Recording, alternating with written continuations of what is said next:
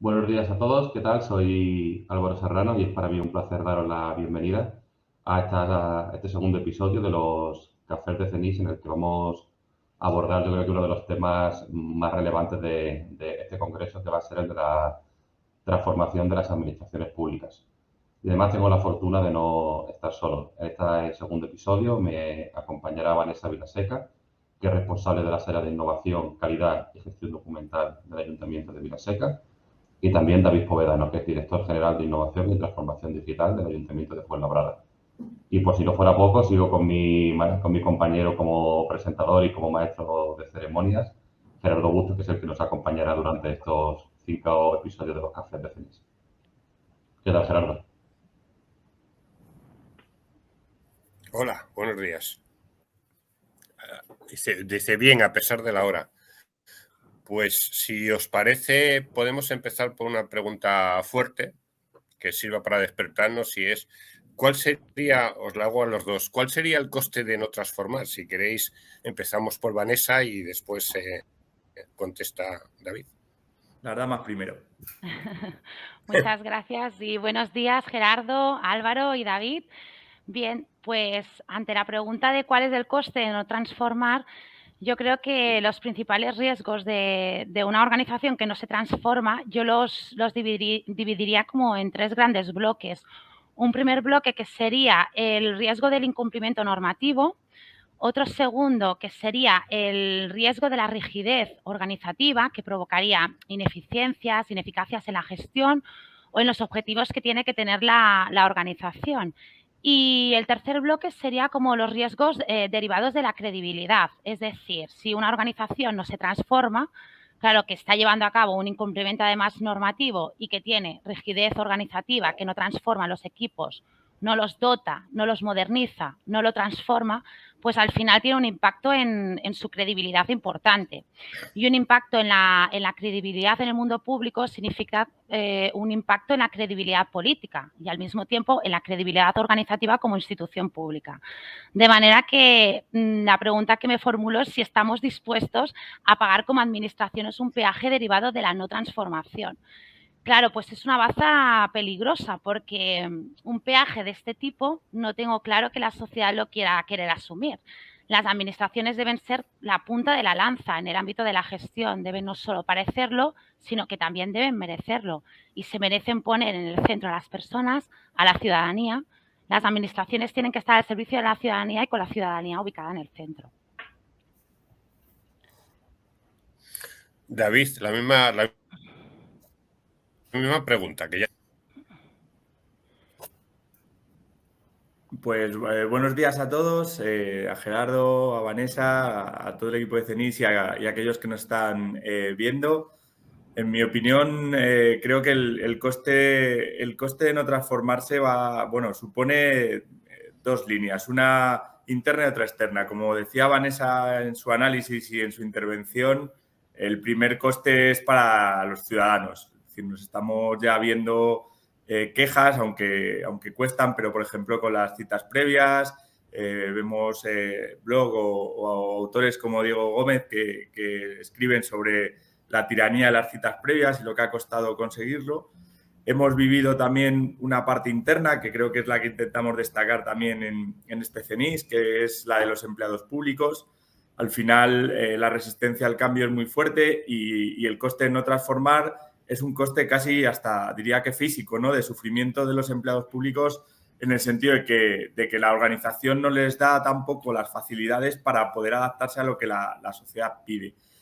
Y todo eso dentro de un coste que a mi juicio lo podría valorar en tiempo muy, muy valioso, porque, llevamos mucho retraso. Pensar que yo era muy optimista también en este tema y he vivido y veo cómo se está tardando demasiado en dar pasos para conseguir una transformación correcta en las administraciones públicas, desde aquel año 2007 famoso, pasando por las leyes 39 y 40, y no hemos conseguido hacerlo. Hemos pasado de implantar de golpe tecnología a centrarnos también, como dice mi compañera Vanessa, en las personas, porque nos hemos dado cuenta que es lo que puede hacer realmente de motor de la transformación, y que la transformación, la tecnología realmente sea un medio y no un fin en sí mismo. Entonces, creo que ahora mismo el coste puede ser de varias generaciones, como no lo consigamos. Es más, creo que hay demasiada asimetría entre determinadas entidades locales, que son las que más conozco, de España, entre unas y otras. Hay unas que están casi al 99% transformadas, no muchas, y otras que mucho menos. Pues muchísimas gracias tanto David como Vanessa, y un poco me quedo con esa que hablaba David de que la transformación tiene que ser de las personas, también tiene que haber una transformación digital, pero sobre todo una transformación organizativa que permita mantener lo que es la vigencia de las propias administraciones. Y en ese sentido son las temáticas que vamos a hablar en CENIS, en la sala VICIP, que va a ser una sala temática únicamente sobre el reto de la transformación digital, cultural y organizativa, a la que os animamos a que os suméis. Y en ese sentido, hablando de una de esas transformaciones ya más en concreto, me gustaría preguntarte, Vanessa, sobre cuáles son los retos que las transformaciones culturales de las personas suelen acarrear en las organizaciones y además cómo estáis afrontando todo este proceso en vuestra organización, en el Ayuntamiento de Vilaseca. Pues bien, yo los retos los basaría en dos bloques principalmente, ¿no? Como comentas, el de las personas y como también ha comentado David, y el que tradicionalmente más ha costado, ¿no? Por el tipo de mecanismos de selección de las personas en el mundo público, por la rigidez y la tradicional necesidad de la transformación de las personas en su regeneración, en su crecimiento, en su carrera profesional, en su reciclaje incluso formativo. Y el segundo bloque que atañe a lo que sería ya la cultura, los usos, las costumbres y las normas de la propia organización, donde la transformación en este ámbito es necesaria desde una óptica de la innovación, es decir, aportar frescura en la manera en la cual se desarrollan esos usos, las normas, las costumbres que rigen a las organizaciones junto con unos procesos de modernización y de reposición incluso de personal atractivos, modernos, potenciadores con planes de carreras profesionales. Eso generaría una administración pública transformada, actualizada y con visión de futuro. Ahora bien, ¿cómo lo afrontamos nuestra organización? Yo creo que en nuestro caso ha sido fundamental la creación del área nueva, que es la área de innovación, donde las personas que conformamos, que estamos realmente dentro de este área, estamos constantemente, somos motores de este cambio, propiciamos, no estamos encima de intentar cambiar nuestra organización, ¿no? Lo fundamental también ha sido que nos han permitido, nos han dejado y han confiado en nuestro proyecto, tanto los políticos, por un lado, de nuestra organización, y también lo que hemos hecho es buscar la complicidad y la colaboración del personal directivo de la administración.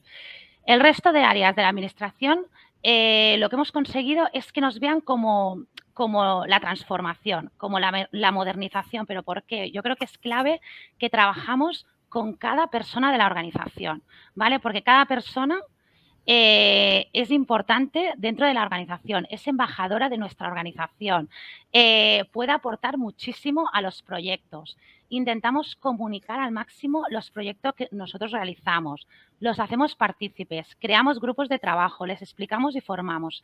Y nuestro lema es sumar y que nadie se quede atrás. Es importante tener a toda la organización implicada en los proyectos y nosotros creo que desde el área de innovación hemos conseguido implicar a la mayoría de trabajadores o por decirte, yo creo a todos los trabajadores de la organización. Estamos muy contentos también.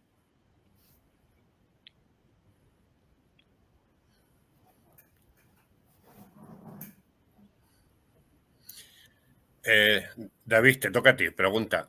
El binomio transformación digital, transformación organizativa, ¿cómo lo ves? ¿Piensas que quizá puede ser la transformación digital tener un fin en sí mismo o está al servicio de la transformación organizativa? Bueno, la verdad es que es verdad que he tenido la suerte de poder tratar ambos planos directamente desde las funciones directivas, como director de recursos humanos y ahora como director de transformación digital. Y como comentaba en la anterior pregunta, yo creo que ya ha quedado bastante demostrado y bueno, ahora resulta tan repetitivo, digamos, en casi todos los foros el hecho de que la tecnología es solo un medio, es decir, porque compremos buenos programas, porque compremos buenas máquinas, la transformación no se hace sola. Es decir, no se hace ni sola ni automáticamente. Es algo que también hay que decirlo, que cuesta y que no siempre sale incluso teniendo en cuenta a las personas, no siempre sale bien a la primera, es un proceso, ¿no? Es un proceso que dependiendo bueno, aprovechando también lo que decía Vanessa, de cómo esté de madura la organización, de cómo tenga el ecosistema preparado para poder hacer el cambio, se podrá hacer más rápido y mejor o menos rápido y menos mejor. Con lo cual, lo que tengo muy claro es que hay que analizar y planificar bien el proceso de transformación con hitos, con mediciones, con acciones concretas dependiendo y adaptadas a cada organización, porque cada ayuntamiento es un mundo. Incluso estando cerca, un ayuntamiento no tiene nada que ver con otro que está a 5 kilómetros de distancia. Entonces, ese traje, digamos, que hay que empezar a hacer y que hay que confeccionar a la organización es muy importante para hacer esos pasos. Para mí, evidentemente, casi que lo llamaría el sándwich de la transformación. Tienes que planificar primero con las personas de dentro principalmente y luego con las de fuera.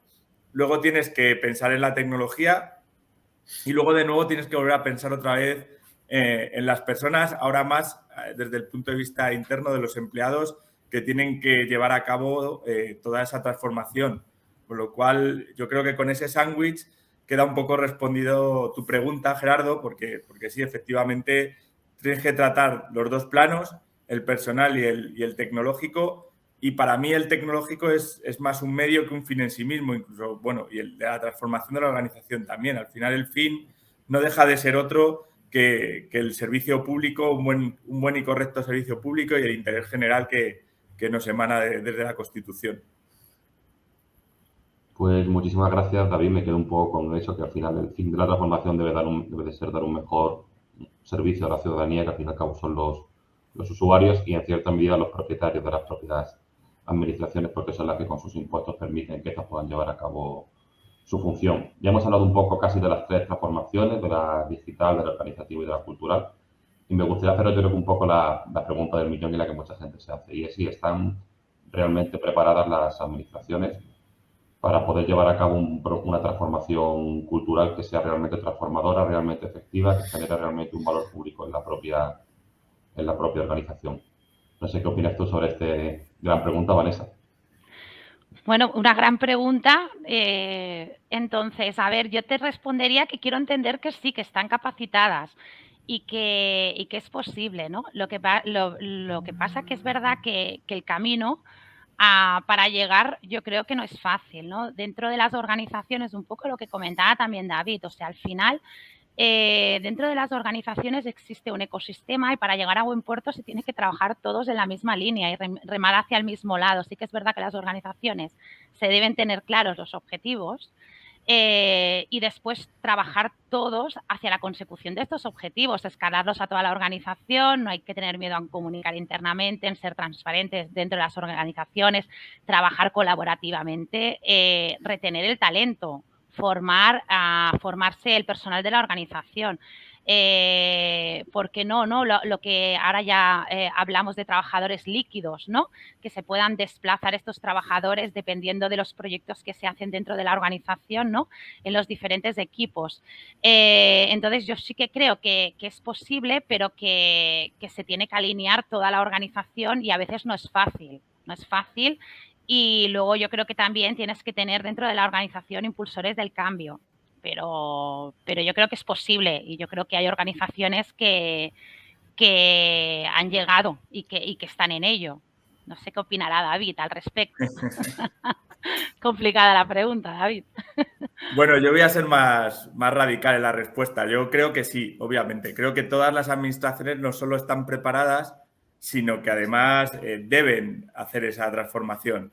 Ahora bien, la trampa un poco de la respuesta está en que, claro, que todas están preparadas, pero unas están, pues como cuando vas a comprar una casa y la ves que tiene muchas posibilidades, dices, bueno, aquí metiendo dinero y mucho trabajo puede ser una casa chulísima, porque los cimientos son muy, muy chulos.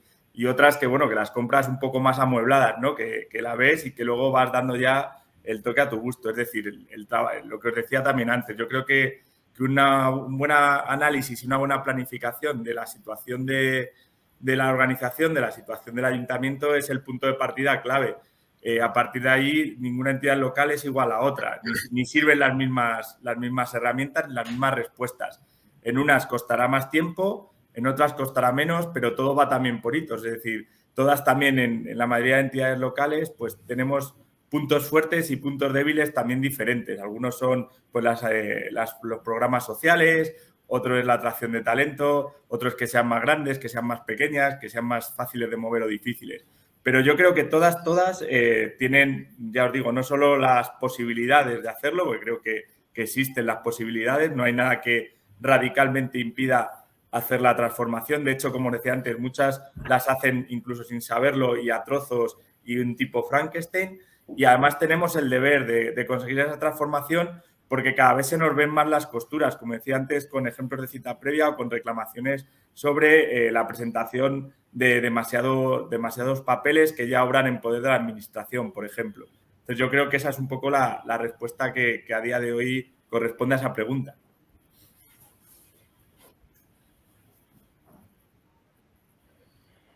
Bueno, podéis decir algo también. Sí. Nos has dejado sin palabras, David, nos has dejado sin palabras, David.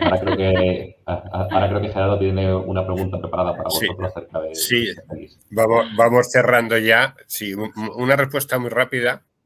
Os pediría, por favor.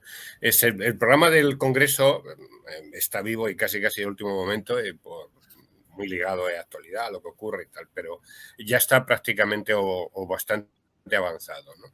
Yo os pediría destacar muy brevemente alguna mesa, algún acto que queréis destacar. Empezamos por David. No vale aquello de decir, a mí es que me gusta todo el Congreso y tal, que ya sabemos que sí, ¿no? Sino, bueno, pues además de que me guste todo el Congreso y especialmente el café por las relaciones que hacemos, un acto concreto que quieras destacar, David. Vale, no, sí, esto es como los hijos, todos tienen alguno preferido, ¿no? Pues hombre, el programa es súper completo y muy potente, pero todos tenemos Qué grave es eso que has dicho. Claro.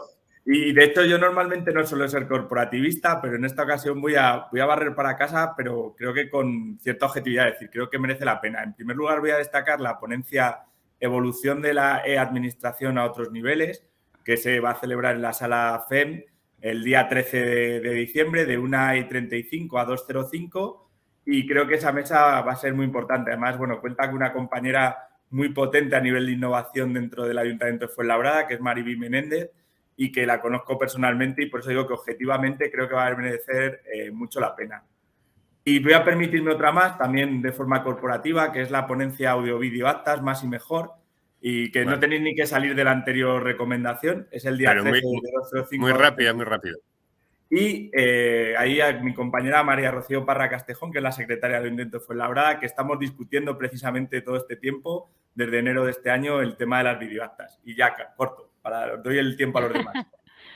Venga, pues yo recomendaría la mesa redonda de mujeres de Esther Manzano, Marta Sabaté y Mercè Escolà, que son que es una mesa de debate de espacios de experiencia ciudadana de Buscamos Personas como tú, un poco en referencia a todo lo que es la gestión de las personas dentro de la organización, la retención del talento y la captación del talento, que es el 14 de diciembre a partir de las 10, después de la nuestra, creo que es. Pues muchísimas gracias a ambos. Creo que viendo el programa que tenemos, menos mal que lo grabamos y luego lo emitimos en diferido para que todo el mundo pueda hacer el seguimiento, porque si no sería complicado. Y solamente me queda daros las gracias y aprovecho este espacio para anunciaros que en la sala DICIT, que es esta sala en la que vamos a abordar todo el tema de la transformación, ya vamos a publicar que vamos a hacer un taller por la tarde para enseñar a la gente cómo elaborar una hoja de ruta para una transformación cultural con las personas. Contamos con Lucía Quiroga enseñando cómo aplicar una mentoría en grupos, con Concepción García Dieguez hablando de cómo desarrollar las competencias necesarias para la transformación y conmigo abordando cómo hay que hacer una metodología de experiencia de empleado para que el empleado sea la parte, digamos, focal y estructural de esa transformación y no sea un sujeto pasivo de la misma.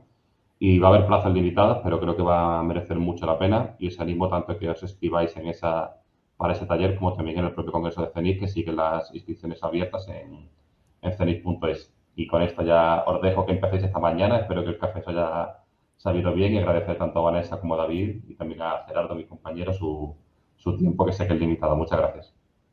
Gracias a vosotros. Gracias. Gracias. Hasta luego.